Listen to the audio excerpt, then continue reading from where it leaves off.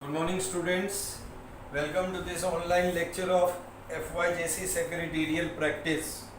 अगर आपको ध्यान में होगा तो लास्ट टू लास्ट लेक्चर हमने चैप्टर नंबर 2 स्टार्ट किया था and that chapter number 2 is joint stock company।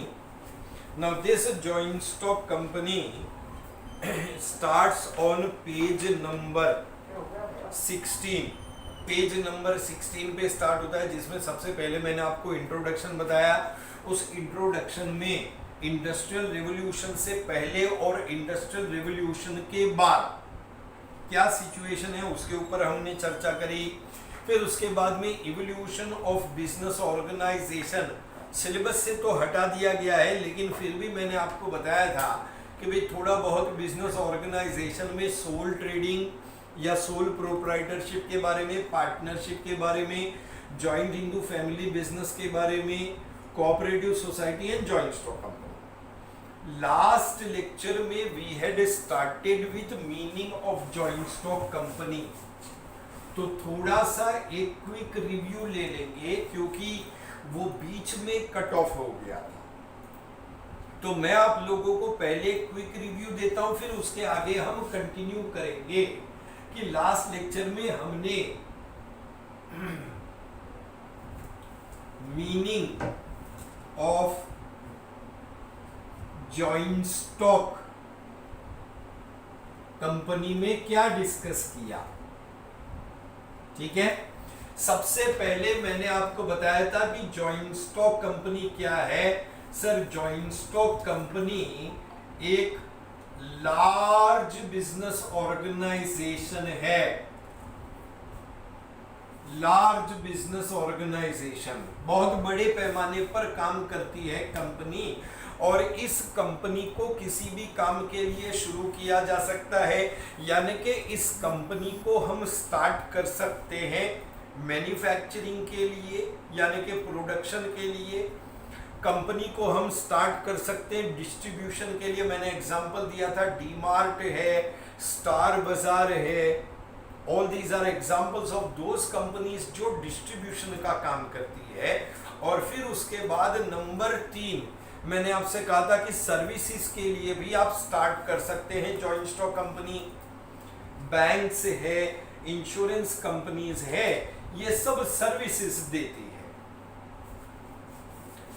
Large business organisation, इस लार्ज बिजनेस ऑर्गेनाइजेशन की एक्टिविटीज और कामकाज को कंट्रोल और मॉनिटर करने के लिए सरकार ने एक विशेष कानून बनाया है जिसे हम इंडियन कंपनीज एक्ट कहते हैं। ये कानून बना था 1956 में, और इस कानून का लेटेस्ट में अमेंडमेंट हुआ है सन 2013 में। इस कानून का अमेंडमेंट हुआ है 2013 में। अब इस कानून के मुताबिक जब कभी भी कोई कंपनी स्टार्ट करना हो तो रजिस्ट्रेशन करवाना कंपलसरी है। तो joint stock company registration compulsory है। Registration of joint stock company is compulsory, और इसीलिए हम जॉइंट स्टॉक कंपनी को रजिस्टर्ड या इनकॉर्पोरेटेड बॉडी कहते हैं। इट इज रजिस्टर्ड और incorporated body.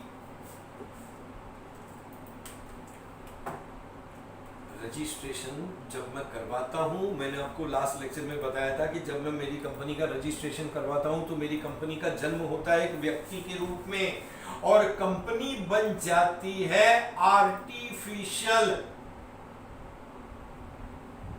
Person created by law. Company बन जाती है artificial person created by law, यानी कानून की नजर में कंपनी एक व्यक्ति है। ये व्यक्ति रियल नहीं है, आर्टिफिशियल है, क्योंकि इसका कोई शारीरिक अस्तित्व, कोई फिजिकल एग्जिस्टेंस नहीं है। आप और मैं रियल पर्सन है, हमारा शरीर है, हमारा शारीरिक अस्तित्व है, फिजिकल एग्जिस्टेंस है। कंपनी का हाथ पैर नहीं, शरीर नहीं, फिजिकल एग्जिस्टेंस नहीं, लेकिन जो कुछ भी एक रियल पर्सन कर सकता है वो कंपनी कर सकती है आर्टिफिशियल पर्सन के रूप में। कंपनी जमीन खरीद सकती है, कंपनी लोगों को अपने पास काम पर रख सकती है, कंपनी प्रॉफिट भी कमा सकती है, कंपनी ट्रांजैक्शंस कर सकती है, कॉन्ट्रैक्ट्स या एग्रीमेंट्स कर सकती है। सर कंपनी कैसे करेगी? कंपनी को तो शरीर ही नहीं है, कॉन्ट्रैक्ट या एग्रीमेंट करने के लिए साइन करना पड़ता है। तो मैंने आपसे कहा था कि व्यक्ति के रूप में साइन करने के लिए हर कंपनी के पास होता है कॉमन सील। हर कंपनी के पास होता है कॉमन सील। ये कॉमन सील कंपनी के सिग्नेचर के रूप में काम में लिया जाता है। It is the signature of the company. जिस किसी भी डॉक्यूमेंट पर कंपनी के साइन या सिग्नेचर की आवश्यकता होगी उस डॉक्यूमेंट पर ये कॉमन सील लगा दिया जाएगा।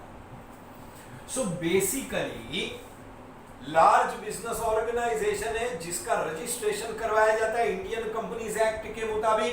रजिस्ट्रेशन करने पर कंपनी का जन्म होता है एक आर्टिफिशियल पर्सन के रूप में जिसका एक कॉमन सील है, और ये कॉमन सील सिग्नेचर के रूप में काम में लिया जाता है। अब कंपनी क्योंकि लार्ज बिजनेस ऑर्गेनाइजेशन है इसलिए इसका लार्ज कैपिटल है, करोड़ों रुपए का कैपिटल होता है, और ये करोड़ों रुपए का कैपिटल जो है it is divided in small parts. Last lecture में मैंने आपको बताया था कि कंपनी का लार्ज कैपिटल छोटे छोटे टुकड़ों में डिवाइडेड होता है। इन स्मॉल पार्ट्स को हम क्या कहते हैं? शेयर्स कहते हैं। क्या कहते हैं? शेयर्स कहते हैं। कंपनी ये शेयर्स पब्लिक को बेचती है और उनके पास से कैपिटल के रूप में पैसा लेती है। जो लोग शेयर खरीद के कंपनी को पैसा देते हैं, देख लास्ट लेक्चर में मैंने आपको बताया था, जो लोग शेयर्स खरीद के कंपनी को पैसा या कैपिटल देते हैं they are known as the shareholders. इन्हें हम शेयर होल्डर्स कहते हैं। शेयर होल्डर कौन है sir? They are the owners of the company, क्योंकि इन्होंने शेयर खरीद के कैपिटल दिया है। कैपिटल देने वाला बिजनेस का ओनर होता है, इसलिए शेयर होल्डर कौन है? कंपनी के ओनर्स हैं। इनको हम मेंबर्स भी कहते हैं। They are also known as members of the company.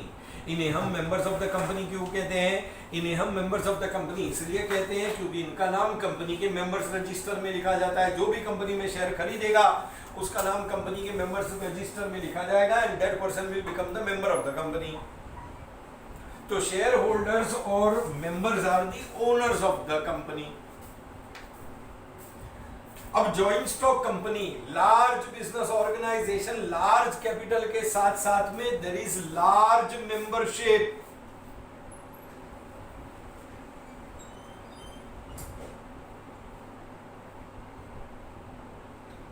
There is large membership. एक जॉइंट स्टॉक कंपनी में लार्ज मेंबरशिप होती है क्योंकि बहुत सारे लोगों को कंपनी शेयर्स बेचती है, तो बहुत सारे शेयर होल्डर्स या बहुत सारे मेंबर्स होते हैं।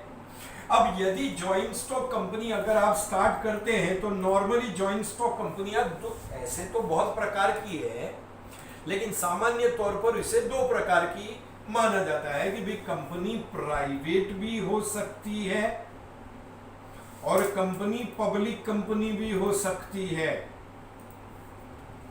देख, जिस कंपनी में सिर्फ मैं और मेरे घर परिवार के जान पहचान के लोग हों दैट इज प्राइवेट कंपनी। जिस कंपनी में कोई भी बंदा शेयर खरीद सकता है that is public company. Private company में आउटसाइडर्स अलाउड नहीं होते हैं, सिर्फ घर परिवार के लोग होते हैं, जान पहचान के लोग होते हैं। अगर प्राइवेट कंपनी स्टार्ट करना है तो मिनिमम 2 मेंबर्स की आवश्यकता है। कितने मेंबर्स की? 2 मेंबर्स की। यू नीड 2 मेंबर्स और मैक्सिमम 50। यानी कि प्राइवेट कंपनी स्टार्ट अगर करनी है तो कम से कम 2 लोग होने चाहिए और मैक्सिमम 50 लोग। पब्लिक कंपनी अगर स्टार्ट करनी है तो मिनिमम 7 मेंबर्स होने चाहिए। कितने मेंबर्स? 7 मेंबर्स। और मैक्सिमम नो लिमिट, यानी कि पब्लिक कंपनी में मैक्सिमम नंबर ऑफ मेंबर्स की कोई सीमा या लिमिट नहीं है, कितने भी हो सकते हैं। रिलायंस इंडस्ट्रीज लिमिटेड की अगर आप बात करें तो रिलायंस इंडस्ट्रीज लिमिटेड में 25 लाख से ज्यादा शेयर होल्डर हैं।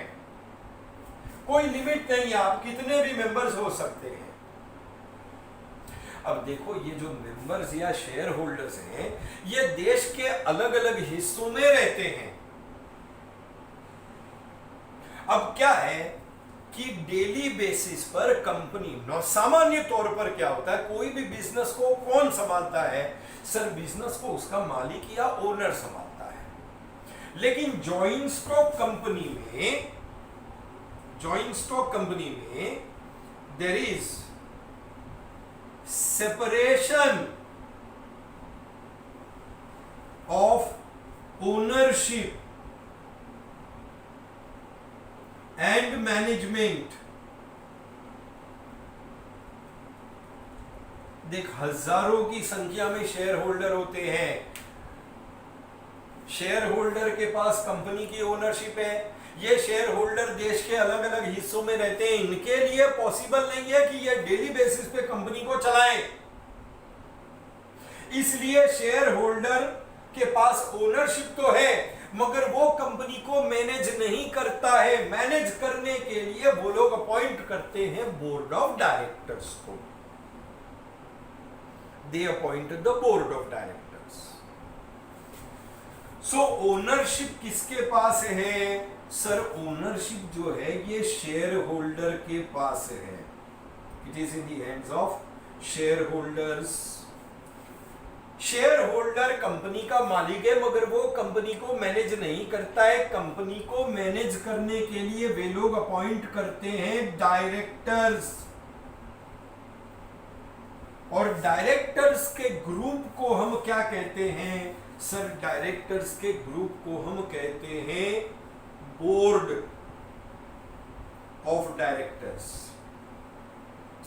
क्या है कि 1-2 लोग नहीं चला पाएंगे कंपनी को, इसलिए ग्रुप ऑफ डायरेक्टर्स को अपॉइंट किया जाता है और इस ग्रुप ऑफ डायरेक्टर्स को कलेक्टिवली हम बोर्ड ऑफ डायरेक्टर्स कहते हैं। बोर्ड ऑफ डायरेक्टर्स कौन है?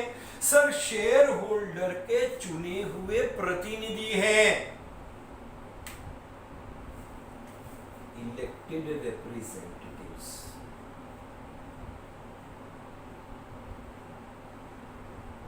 They are elected representatives.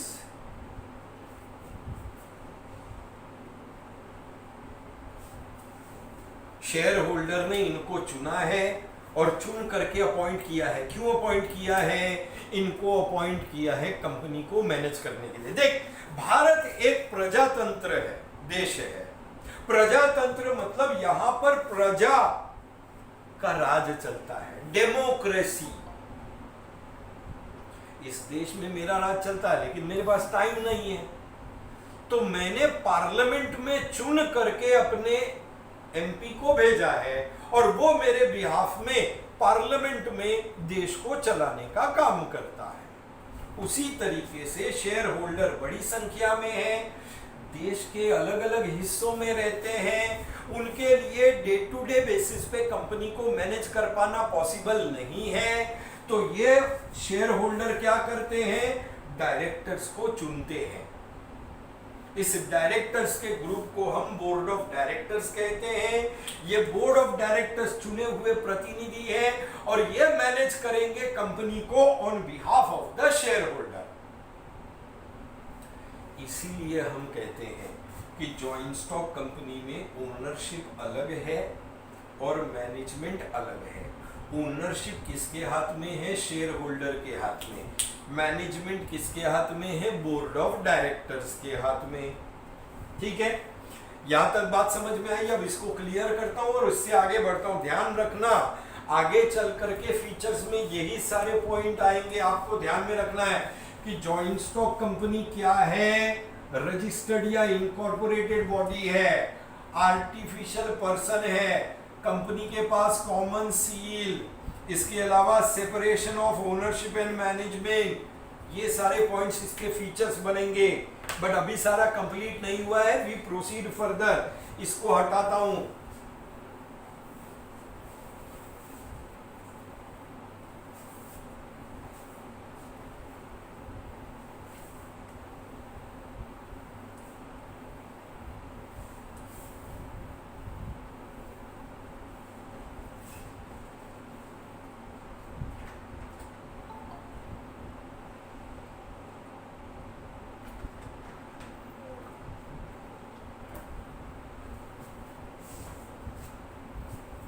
So there is separation of ownership and management. अच्छा, कंपनी आर्टिफिशियल पर्सन है, कानून की नजर में कंपनी का अस्तित्व उसके ओनर के अस्तित्व से अलग है। यानी कि जॉइंट स्टॉक कंपनी जो है उसका सेपरेट लीगल स्टेटस है। जॉइंट स्टॉक कंपनी का एक अलग कानूनी अस्तित्व है। कानून की नजर में कंपनी अलग है और उसके ओनर्स का अस्तित्व अलग है। सोल ट्रेडिंग में क्या होता है, सोल ट्रेडर और उसकी organisation both are considered as one and the same. यहां पर कंपनी इज डिस्टिंक्ट। डिस्टिंक्ट का मतलब अलग। Company is distinct from members. Members का अस्तित्व अलग है और कंपनी का अस्तित्व अलग है। यानी कंपनी कुछ करे तो उसके लिए मेंबर जिम्मेदार नहीं होगा, और मेंबर को कुछ होता है तो उसका असर कंपनी पे नहीं पड़ेगा। और इसी वजह से कंपनी एंजॉय करती है परपेचुअल सक्सेशन। देख, कानूनी अस्तित्व कंपनी का अलग है, यानी कि कंपनी अपने मेंबर्स से अलग है, और इस वजह से यदि कंपनी के मेंबर को कुछ भी होगा ना, कंपनी के कामकाज पर कोई असर नहीं पड़ेगा। देख, मैंने क्या कहा था, एग्जाम्पल क्या दिया था, हमारा देश डेमोक्रेसी है। जवाहरलाल नेहरू गुजर गए तो क्या देश बंद हो गया? नहीं ना। उसके बदले में लाल बहादुर शास्त्री आ गए, वो गए तो उसके बदले में दूसरा प्रधानमंत्री अभी कौन है? मोदी है। मोदी जाएगा तो बदले में कोई दूसरा आ जाएगा, देश चलता ही रहेगा। वैसे ही परपेचुअल सक्सेशन का मतलब कंपनी को मिल जाती है लॉन्ग एंड स्टेबल लाइफ। एक व्यक्ति के रूप में कंपनी का लंबा जीवन है। देख, तू और मैं ना एक सर्टेन एज के बाद में हमारी डेथ हो जाएगी, लेकिन कंपनी चलती ही रहेगी। कंपनी के किसी भी मेंबर को या कंपनी के किसी भी डायरेक्टर को कुछ भी हो जाए, कंपनी का काम नहीं रुकता है। क्यों? क्योंकि कंपनी का अस्तित्व मेंबर्स के अस्तित्व से अलग है। अगर किसी मेंबर की डेथ हो गई या अगर वो मेंबर पागल हो गया तो उसके बदले में दूसरा मेंबर आ जाएगा। एक मेंबर जाएगा तो दूसरा मेंबर आएगा, कंपनी का काम चलते ही रहेगा। That is perpetual succession. यानी work of company is not affected. किसी भी मेंबर की डेथ होने पर, पागल होने पर, इंसॉल्वेंट होने पर या उसके शेयर्स बेच देने पर कंपनी के काम पर कोई असर नहीं पड़ता है। एक जाएगा तो दूसरा आएगा। देख, रिलायंस इंडस्ट्रीज लिमिटेड में पहले धीरूभाई अंबानी मैनेजिंग डायरेक्टर थे, उनकी डेथ हो गई तो मुकेश अंबानी आ गया। अब मुकेश अंबानी भी जाएगा तो कंपनी बंद नहीं हो जाएगी, बदले में कोई दूसरा आ जाएगा। There will be someone else. Company का काम चलते ही रहेगा, दैट इज परपेचुअल सक्सेशन। अच्छा, सेपरेट लीगल स्टेटस का एक बड़ा फायदा यह है कि there is limited liability of shareholders. Limited liability of shareholders. सबसे पहले बात करते हैं कि लायबिलिटी का मतलब क्या होता है। सर, लायबिलिटी का मतलब होता है वो पैसा जो कंपनी को दूसरों को चुकाना है। It is the amount to be paid to others, that is liability. Liability दो प्रकार की होती है, एक होती है अनलिमिटेड लायबिलिटी और दूसरी होती है लिमिटेड लायबिलिटी। अनलिमिटेड लायबिलिटी में मान लो मेरे बिजनेस में पैसा है 10 लाख रुपया, ये 10 लाख रुपया मेरे असेट्स हैं, ये 10 लाख के असेट्स हैं। मान लो मुझे बिजनेस में लॉस होता है और कर्जा हो जाता है 12 लाख रुपए का, तो 10 लाख के तो असेट्स हैं, वो बेच के पैसा चुकाऊंगा और बाकी का 2 लाख मुझे अपनी प्राइवेट प्रॉपर्टी में से देना पड़ेगा। That is unlimited liability. Unlimited liability वो होती है जिसमें पूरा कर्जा चुकाना पड़ता है।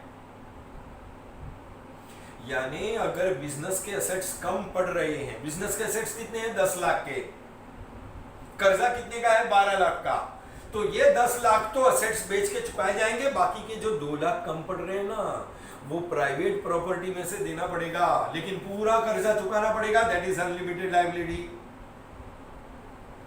इंग्लिश में बोल रहा हूं, ध्यान से सुनना। In case of unlimited liability, if business assets are insufficient, then the creditors must be paid from private property। यानी कि उसमें प्राइवेट प्रॉपर्टी का इस्तेमाल किया जाएगा in order to clear the debts. That is unlimited liability. लेकिन joint stock company में shareholder की लायबिलिटी लिमिटेड है। शेयर होल्डर की लायबिलिटी लिमिटेड होने का मतलब है कि कर्जा अगर ज्यादा भी है ना, तो भी जितने असेट्स होंगे उतना ही कर्जा चुकाया जाएगा। क्यों? क्योंकि यह कर्जा किसका है? कंपनी का है। कर्जा किसका है? कंपनी का है। और इस कर्जे के लिए शेयर होल्डर जिम्मेदार नहीं है। सेपरेट लीगल स्टेटस है। बिजनेस किसने किया? कंपनी ने। कर्जा किसने लिया? कंपनी ने। और कंपनी खुद एक व्यक्ति है, तो उस कर्जे के लिए कौन जिम्मेदार है? कंपनी जिम्मेदार है। शेयर होल्डर इसके लिए जिम्मेदार नहीं है। जितने असेट्स होंगे उतना चुकाया जाएगा, बाकी के पैसे के लिए share holder is not responsible. So that is limited liability of shareholders। एक और एक खास बात यह है कि यदि आप कंपनी में शेयर खरीद के शेयर होल्डर बनते हो, तो आपने जो भी पैसा इन्वेस्ट किया उसे आप जब चाहें आप एनकैश कर सकते हो, यानी कि रोकड़ा कर सकते हो। भी मान लो मैंने रिलायंस कंपनी के 100 शेयर खरीदे और मुझे पैसों की जरूरत है, तो मैं ये शेयर्स किसी और को बेच के ट्रांसफर कर सकता हूं और उसके पास से पैसे ले सकता हूं। तो there is transferability of shares. Indian companies act 1956 कहता है कि शेयर्स जो है वो फ्रीली ट्रांसफरेबल है। पब्लिक कंपनी में शेयर होल्डर जब चाहे जिसे चाहे अपने शेयर्स बेच करके ट्रांसफर कर सकता है। प्राइवेट कंपनी में भी शेयर्स ट्रांसफर होते हैं, मगर फ्रीली ट्रांसफर नहीं होते हैं। उसमें थोड़े बहुत प्रतिबंध यानी कि रिस्ट्रिक्शंस लगाए जाते हैं, जिनका आपको पालन करना होगा, बट शेयर्स को ट्रांसफर किया जा सकता है। तो इस हिसाब से जॉइंट स्टॉक कंपनी एक लार्ज बिजनेस ऑर्गेनाइजेशन है। ठीक है, आपको ये सारा सब कुछ मिलेगा from page number 19 onwards. Page number 20 पर अगर आप आ जाएंगे तो आपको मिलेगा features of shares. Features of shares के ऊपर जरा सा एक नजर मार लेंगे आप लोग जरा। सबसे पहला ये वॉलेंटरी एसोसिएशन है। क्यों? क्योंकि मैं अपनी मर्जी से शेयर खरीद करके मेंबर बन सकता हूं और अपनी मर्जी से शेयर बेच करके ट्रांसफर करके मेंबरशिप छोड़ सकता हूं। कोई जोर जबरदस्ती नहीं है। That is voluntary association. Number 2 आता है इनकॉर्पोरेटेड एसोसिएशन। इनकॉर्पोरेटेड एसोसिएशन इससे पहले बोर्ड पे लिखा हुआ था, मैंने इधर अंडरलाइन किया था। कंपनी रजिस्टर्ड है as per Indian companies act. Registration compulsory है, इसलिए वो इनकॉर्पोरेटेड या रजिस्टर्ड एसोसिएशन है। नंबर 3 क्या दिया है देखो, फीचर पेज नंबर 21 पे मिलेगा, सेपरेट लीगल एंटिटी, यानी कि सेपरेट लीगल स्टेटस, अलग कानूनी अस्तित्व है। कानून की नजर में कंपनी का अस्तित्व अलग है और उसके मेंबर्स का अस्तित्व अलग है। फिर नंबर 4 पे देखो आपको मिलेगा आर्टिफिशियल पर्सन, यानी कि कंपनी कानून की नजर में एक व्यक्ति है जो रियल नहीं है मगर आर्टिफिशियल है। नंबर 5 मिलेगा परपेचुअल सक्सेशन, यानी कि कंपनी को मिलती है long and stable life.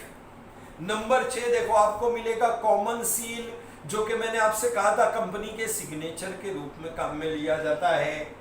Number 7 आपको देखो मिलेगी लिमिटेड लायबिलिटी। ये देख लिमिटेड लायबिलिटी, कंपनी के कर्जे के लिए शेयर होल्डर जिम्मेदार नहीं होगा। एक सिंपल सा एग्जांपल है कि मान लो मैं किसी कंपनी में 2 लाख रुपए के शेयर खरीदता हूं। I purchase shares worth ₹2 lakh, तो मेरी लायबिलिटी लिमिटेड है 2 लाख तक। कंपनी को चाहे करोड़ों रुपए का कर्जा हो, उसके लिए मैं जिम्मेदार नहीं हूं। मेरा कितना डूबेगा? 2 लाख डूबेगा, उससे ज्यादा नहीं डूबेगा। ठीक है, so that is limited liability. इसके अलावा देखो पॉइंट नंबर 8 में आपको मिलेगा separation of ownership and management. Ownership share holder के हाथ में है, मैनेजमेंट बोर्ड ऑफ डायरेक्टर्स के हाथ में। अब इसके आगे हम लोग नेक्स्ट लेक्चर में डिस्कस करेंगे। तब तक के लिए गुड बाय, टेक केयर, दशहरे की मुबारकबाद।